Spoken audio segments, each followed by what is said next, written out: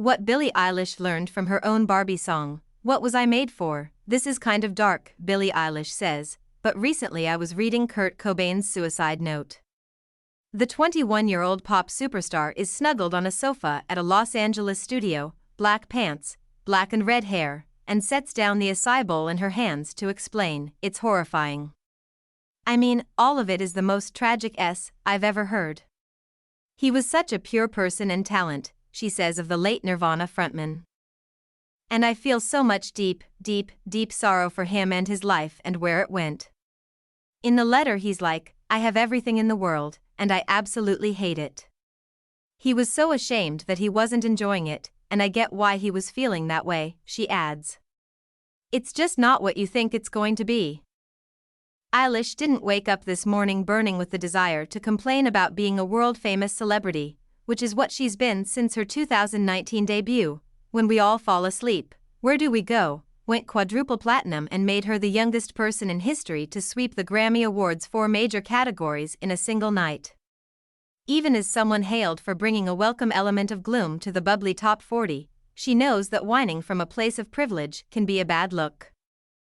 But because I've asked her to, Eilish is describing the emotional circumstances that shaped her latest single, the bleakly gorgeous What Was I Made For?, in which she sings about having forgotten how to be happy over the saddest-sounding piano chords in the world. Cobain, who died in 1994, comes up as an artist she and her brother producer, Phineas O'Connell, look to frequently for his understanding of the loneliness of success.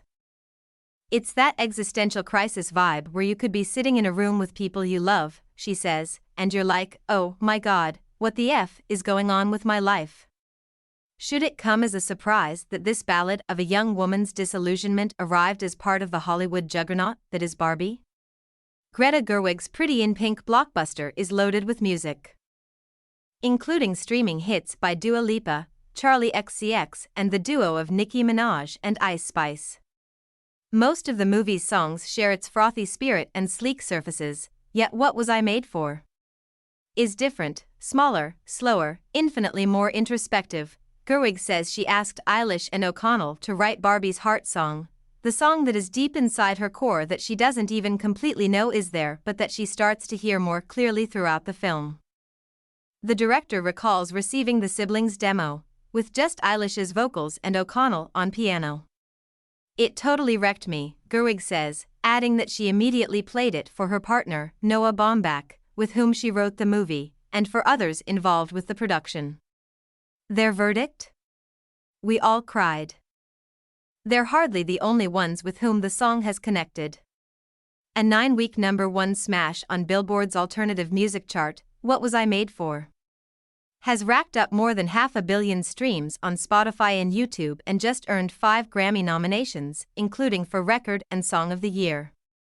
Now it's in the running to compete for Original Song at the 96th Academy Awards in March.